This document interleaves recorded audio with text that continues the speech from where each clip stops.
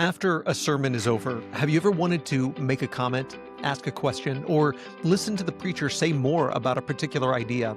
If so, this podcast is for you. My name is Wes McAdams, and I'll be sitting down with one of my fellow McDermott Road ministers to discuss comments, questions, and thoughts that have come up after the sermon is over. Welcome to PS, the Post-Sermon Podcast.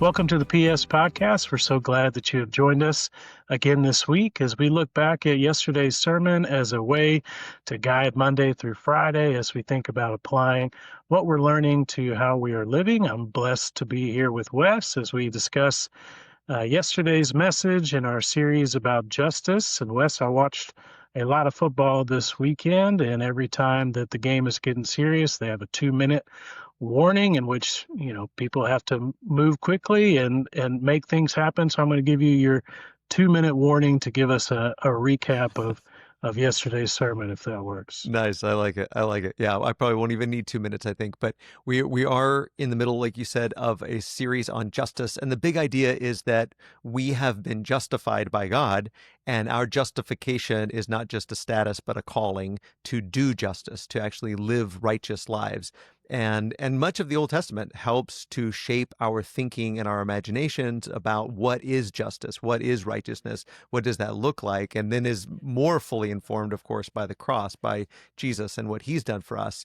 And so we specifically talked about Deuteronomy on Sunday, and the phrase, remember that you were a slave in Egypt, and this commandment that God gave through Moses to the people of Israel to remember that they were slaves in Egypt and how that should shape and inform their empathy for other people in the way that they practice righteousness and justice in their community. Thanks for the recap, and I encourage everybody to go back and watch the sermon in its entirety. And in this sermon series on justice, one of the things about teaching and preaching is when you're in the midst of it, you start to see those themes throughout your week. You start to see those themes, just pop out in random places. What has it been like kind of living in this concept for the last several weeks? Yeah, I mean, so many things that I want to say every single week and don't have time. You can't hardly read the parables of Jesus without seeing these themes about righteousness and justice, and contrasted with greed. Just this morning, I was having a conversation about the story of, they were debating whether, the classic debate, whether the rich man and Lazarus is a parable or whether it's an actual story. And so many people miss the point that that's really not the point. The point isn't to give us a picture of the afterlife. I don't think. I think the point of the story of the rich man and Lazarus is do justice, do righteousness. This rich man had a poor beggar, Lazarus, living at his gate, and the rich man is feasting and just gorging himself on food and not sharing any with the poor man at his gate. And the point is that Moses and the prophets are teaching people, don't live like this. And you don't need somebody coming back from the dead to warn you, don't live greedy lives. Practice righteousness and justice. So it's everywhere. It's all over the Bible, but then it's also every day we are confronted with opportunities to do justice, and we have to make the decision whether or not we'll live out and do the things that we know are right and good, or whether or not we'll close our eyes and close our hearts to people. Yeah, and admittedly, if you're listening to this in other places, like, we live in a fairly affluent context, Yeah. and yet at the same time, the definition of affluence is different for everybody everywhere, and the definition of greed is something that we don't talk about a whole lot. Would you mind kind of giving it your shorthand explanation for what is greed? Yeah, one definition is desiring to have more than you need, or more than you're due. And that applies to a lot of people, because you don't have to be wealthy to be greedy. And I think greed is one of those sins that nobody thinks they're guilty of. I have, as a preacher, I've heard so many confessions of sin, and so many people have repented of things to me and said, hey, brother, pray for me, or how do I overcome this? And we've talked through different sins in their life, but nobody has ever said to me, I really struggle with greed. I shouldn't say that. There probably have been people that have said said that to me, but very seldom. And usually it's only when it really comes up. It's not something that many of us are convicted of on a regular basis, because you don't have to be wealthy. And again, whether or not somebody is wealthy is all a matter of contrast. It's all a matter of comparing ourselves with other people. And we live in a society where we think we need more than we actually do. So even just defining it that way, it wanting to have more than you need or wanting to have more than you're due. Well, how much do I need? And do I need a car? Do I need a smartphone? Do I need to pay for my kids to go to college? And it's difficult. Admittedly, it's difficult to figure out what exactly do I need and what is my surplus? And am I living on surplus, or am I living on the bare necessities? And so that is difficult, but we all have to examine our life and examine what we're doing and what we have and what we've been asked to steward by God, and say, am I desiring to have? Not even do I have more than I need, but do I desire to have? Do I desire to be rich and to be wealthy so that I don't have to work and I don't have to, and I can do whatever I want and I can spend it on my pleasures? That desire, that's greed. That's the heart of it, is that desire that we all struggle with. I think if we're honest, we want to lay on a beach somewhere. We want to be in a hammock somewhere. And we think that's the good life, is accumulating more than we need so that we can just sit back and relax. But that's a problem that we need to address in our heart. He used a phrase that I found powerful on Sunday, that, greed is, the chief enemy of justice. When you think about that, when you think about it being an enemy, I mean, sometimes I think that when we think about greed, we don't recognize its danger to our hearts. You were talking about, uh, do we have the heart to actually be affected by it? Like, how do you think we, properly, give ourselves those reminders, or maybe what are some exercises or tips to check the state of our heart when it comes to greed? That's a great question. I think that, again, the word justify is so powerful here, because we have a tendency to try to justify ourselves. In fact, the question that prompted the story of the Good Samaritan was an attempt to justify himself. So the man asking Jesus, who is my neighbor that I'm supposed to love? Yes, Lord, I admit I should love my neighbor as myself, but who is my neighbor? He asked that in an attempt to justify himself. And we all tend to do that. We want to justify our actions. We want to justify our desires. And so we like to legitimize and vindicate ourselves and say, no, no, no, I'm not greedy because I need this. I'm not greedy because X, Y, and Z. And so we have the tendency to deceive ourselves and try to justify our actions. So I think that all attempts at doing justice and righteousness have to begin with humility, have to begin with a poverty of spirit, where we come to the Lord and we say, hey, Lord, we say, Lord, I'm broken. I am wrong. I am sinful. I doubt my own righteousness. I have nothing. Have mercy on me, a sinner. And that's where it begins. When we begin with that desire for God's righteousness, for God's justice, and we condemn in ourselves our attempts to justify ourselves, then we can begin to see, oh yeah, right there was a time where I saw someone in need and I didn't help them. I could have helped them, I should have helped them, but I didn't help them because I justified it in some way to say, oh well, I don't have to, I'm not obligated to, that's not my neighbor, that's not my responsibility. And we turned a blind eye to that. We closed our heart to them because we were trying to justify ourselves. And we walked away feeling like we did the right thing, but it really was the wrong thing, because instead of seeking the justification of God, we decided to justify ourselves. And that's so easy to do. And, sometimes maybe the phrase justify, because we've almost eliminated the connection between justice and justification from our Yeah.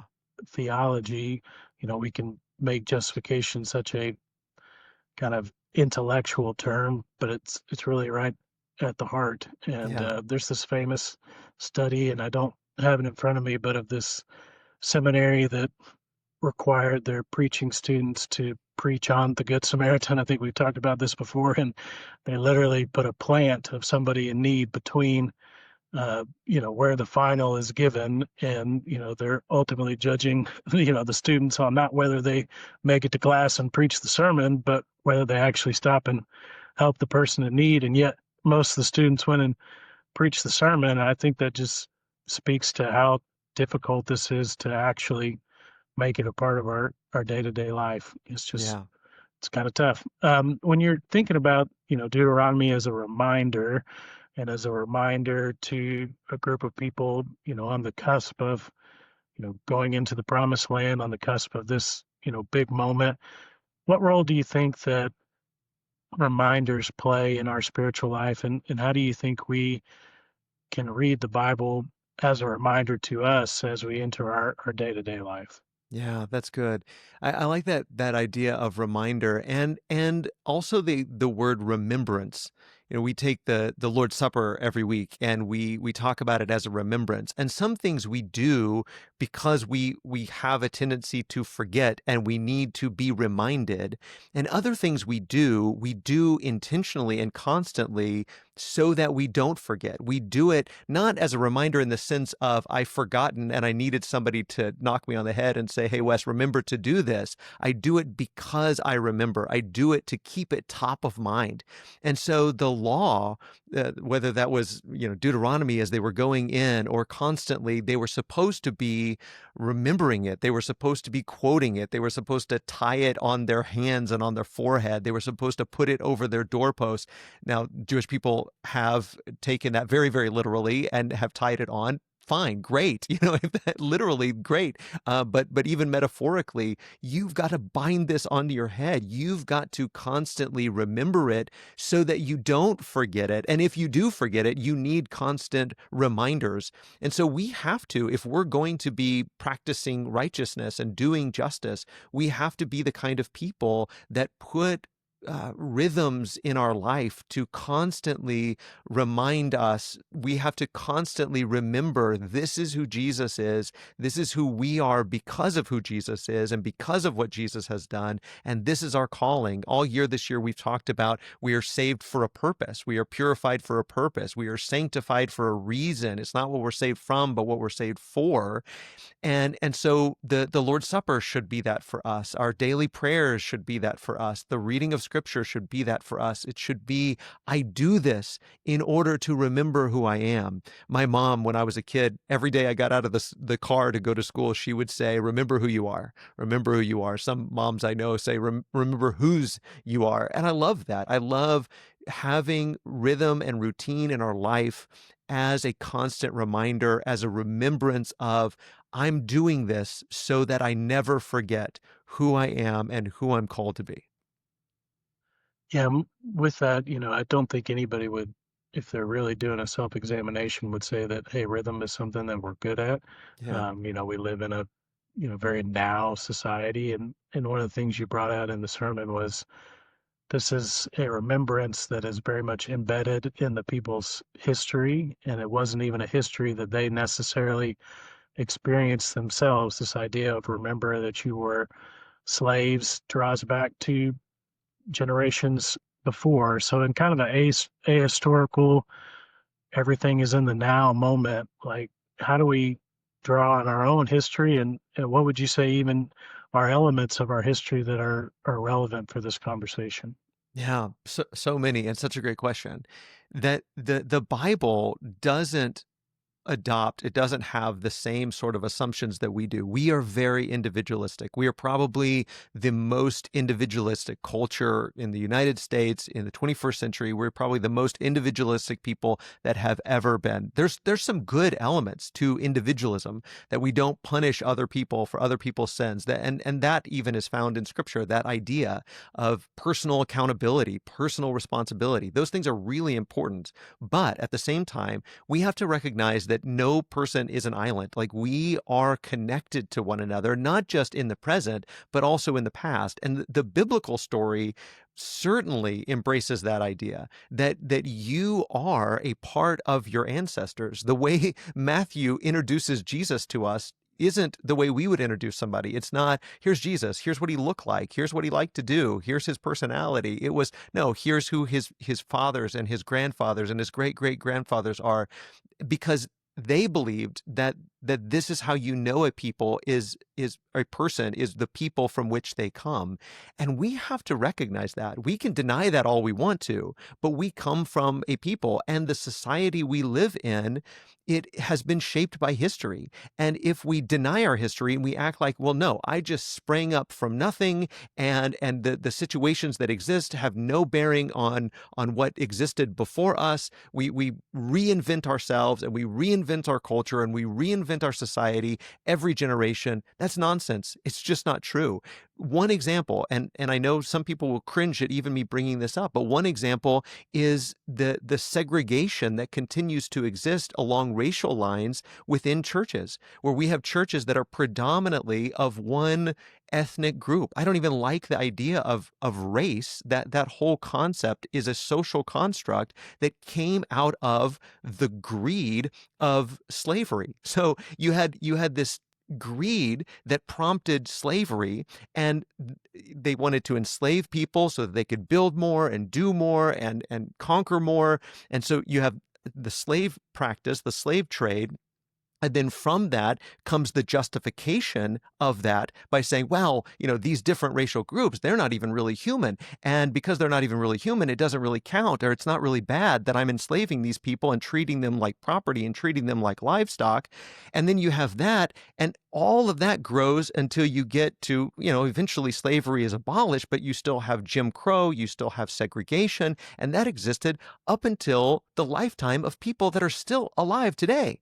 And of course, the fact that we have congregations that are predominantly one ethnic group, of course, that is is a direct result of segregation. And segregation is a direct result of racism and the racial ideology that permeated society. And that is a has relation to slavery. And that is because of the greed of wanting to amass wealth and conquer the world and enslave whoever got in their way. And so all of this is connected. And if we're going to do righteousness and justice now, if we're going to make the world as it should be, or at least be the people that we should be, and promote what should be promoted, then we have to recognize where we came from, what happened that brought us to where we are today. I'm not directly responsible for it. I'm not guilty of it. I didn't do those things, but it has become my responsibility to do justice in this moment. I didn't make the situation what it is, but I am responsible for dealing with the situation as it is.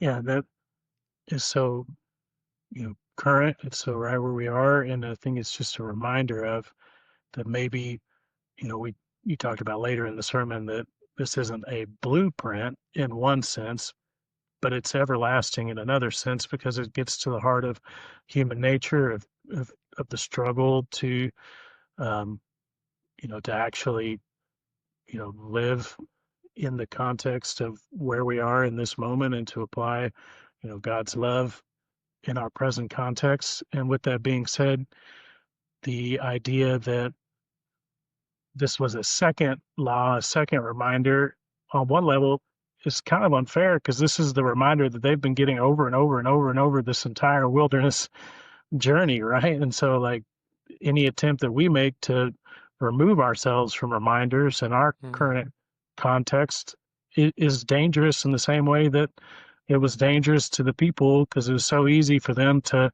revert to the old narratives, the old habits, the old things that they were trying to be removed from in the first place. So I think you're right. It's just we can't be ahistorical. We have to, live in our context. One of the things that you talk about is in this passage is you bring out the fact that this is a passage directed towards a family, towards a tribe. It begins with this idea of, if your family member or your brother has, reached this point of destitution, of needing this, vehicle, this indentured servitude as a means of really survival in a lot of ways. Um, what do you think about the idea in our society of, we get these messages all the time that hey, we can't mix money and family, or hey, it's really dumb to, lend to, somebody in your family. What do you think about those concepts, compared to, this vehicle that we see here of finding ways to take care of your family members in the midst of Yeah. desperation? That's such a great question. I would have never thought to ask this question. This is so good. But yeah, I think that this entire premise, the entire framework that is laid out here about justice and righteousness in this context of when someone becomes poor and someone in the family has to do something to rescue them, to help them, whether that's the kinsman redeemer. We'll talk about that next week when we talk about Boaz and Ruth and Naomi. But whether it's redemption like that, or it is, you're going to work for me for 6 years, and then at the end of 6 years, then I'm going to release you, whatever it is, there was this framework within the Hebrew family, within the tribe, to help each other.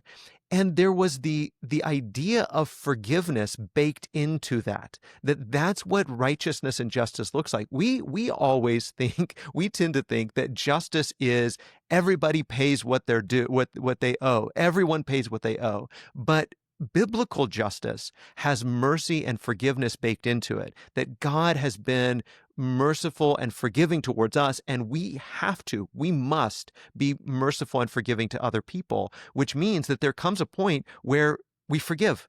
And there's a Sabbath year, or there's a year of Jubilee, or there is a debt forgiveness.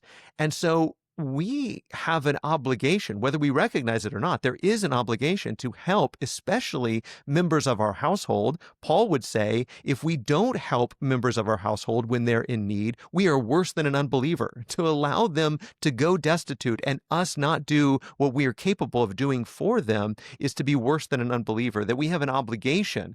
But we ought to expect that there's going to be times where we don't get back what we loan them, and that's okay. And we have to be okay with that. We have to be okay with releasing and forgiving. There's a time to get back what you're owed, but there's also a time to say, I forgive you, I release you. Why? Because that's what the Lord did for me.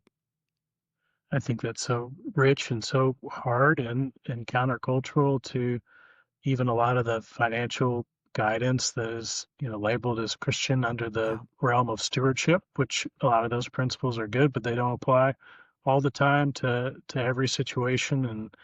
And being willing to forgive is at the heart of who we are as Christians. On the idea of, you know, the context, and this is a theocratic society, this idea that, God is the one providing these laws, this instruction. He is the sovereign in this society in a more direct way. He's the sovereign in our society, but the system's a little different.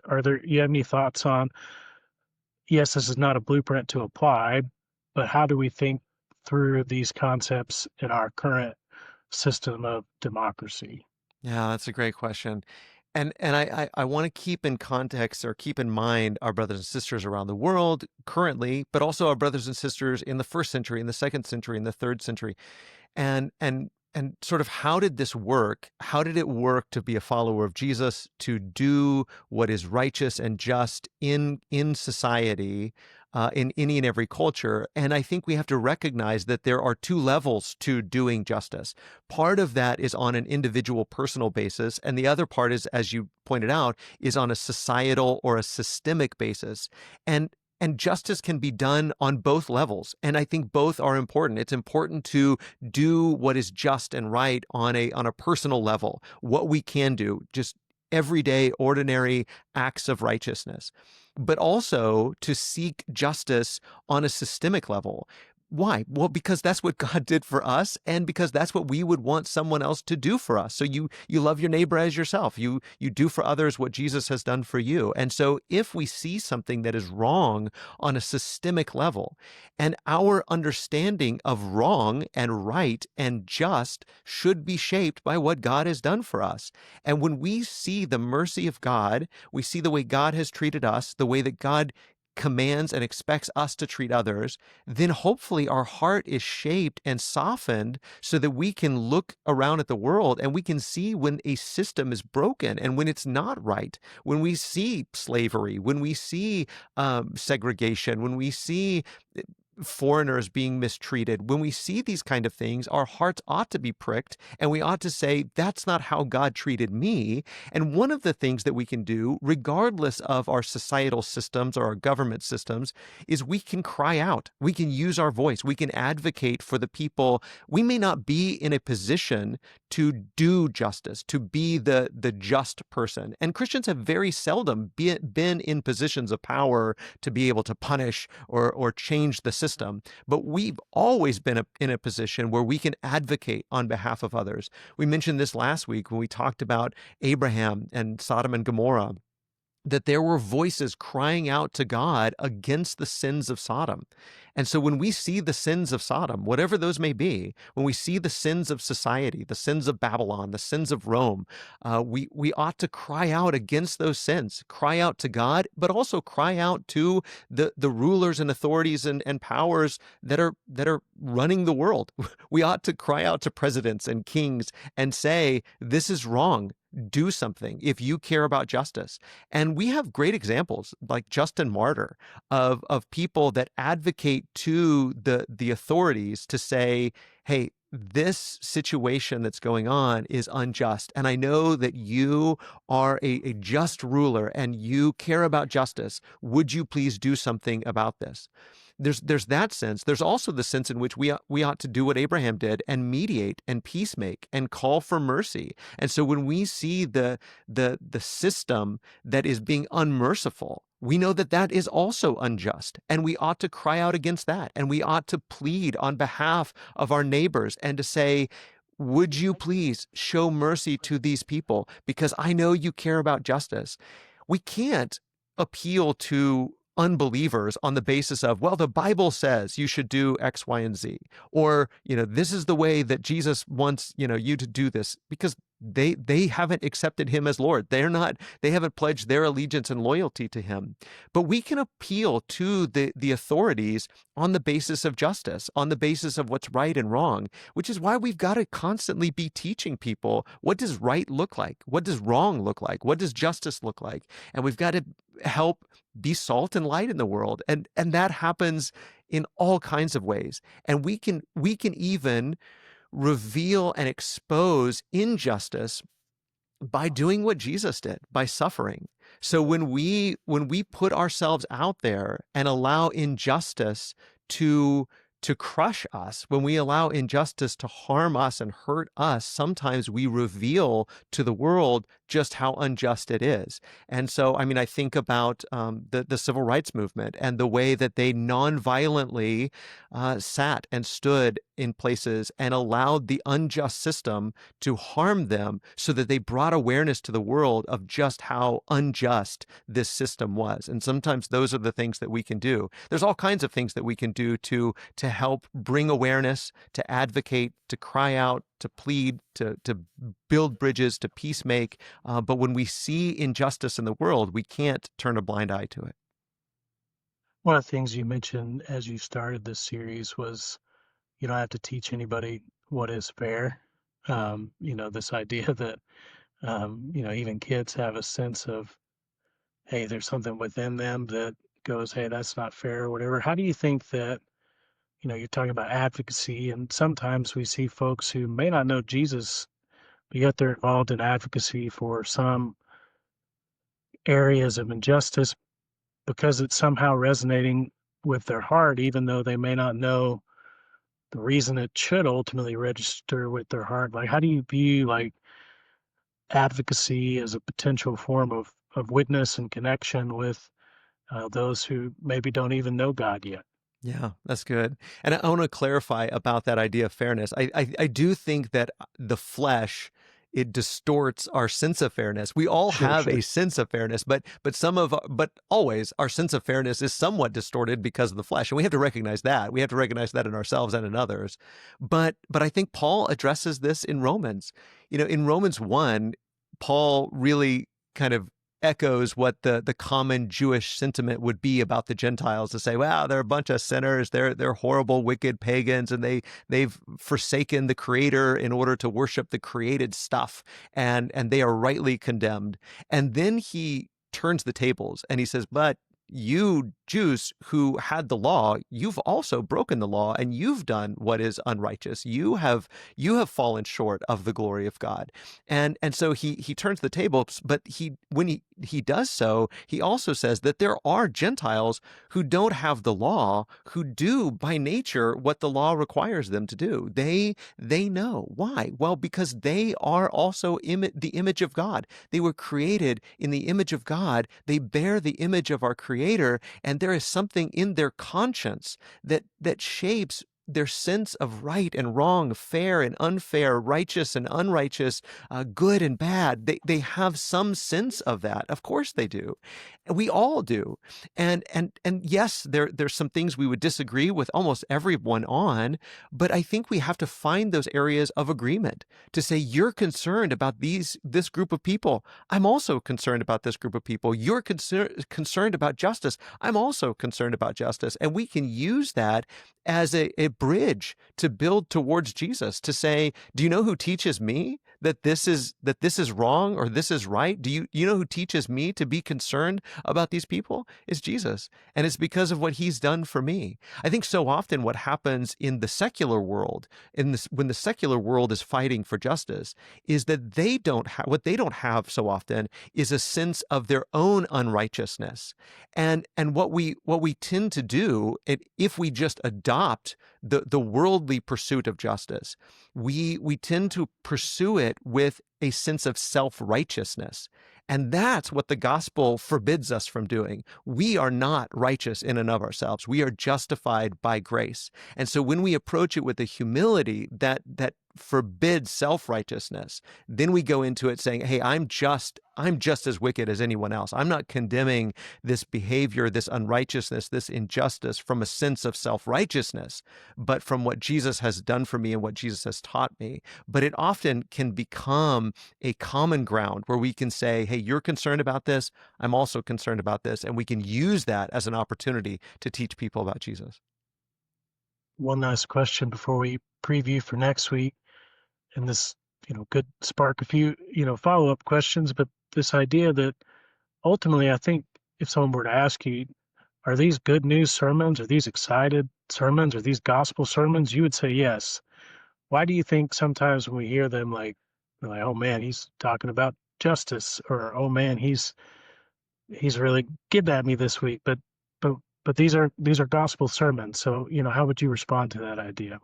Yeah, I hope that it's coming through. You never know when you preach. I hope that it's coming through that our motivation for this is not to be good enough, to do enough justice, to do enough righteousness that we somehow satisfy the expectation that God has for us. No. We do this because of what God has already done for us. I'm already justified in Christ. I am already made righteous in Christ, not because of what I've done, but because of what he's done for me, because of his righteousness, because of his act of justice.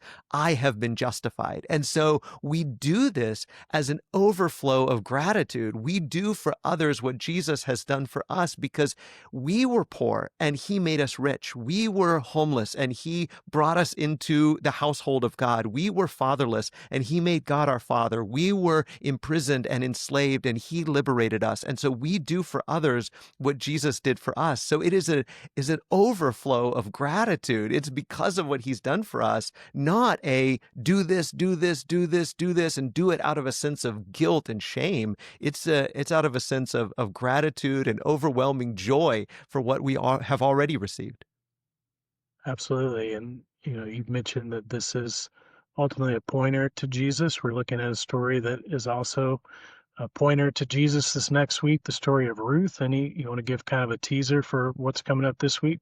Yeah, I agree with the Bible Project guys that the entire Bible is pointing to Jesus, and all of it is pointing to Jesus, but especially a story like this because these are the ancestors of David, and David, of course, is the ancestor of Jesus, and this family that falls into destitute times and has to abandon their land and move off to the land of Moab and sort of abandon the way that God called the Israelites to live.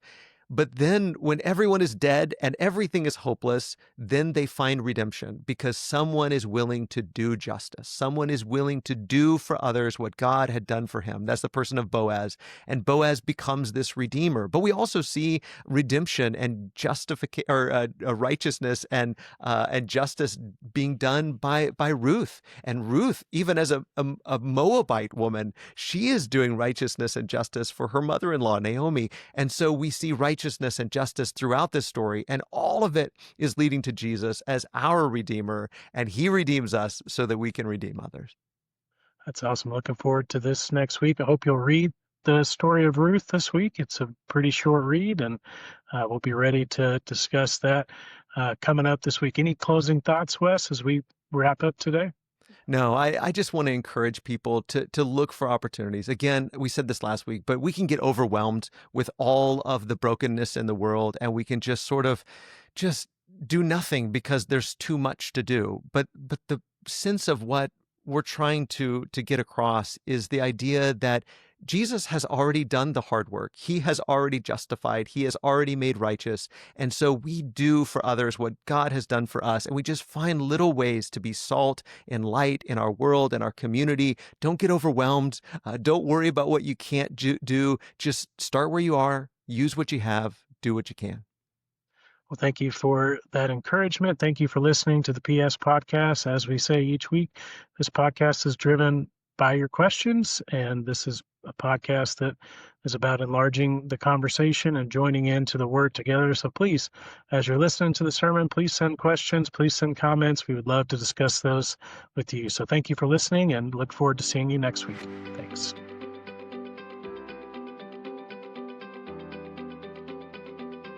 Thanks so much for listening to PS, the post-sermon podcast. To find out more about this podcast or about the Church of Christ on McDermott Road, you can visit our website at ccmcdermott.org/PS. If this has been an encouragement to you, we also hope you will rate and review the show wherever you're listening, as well as share it with a friend, because we believe sermons are not just for Sunday, but for our whole week and our whole life.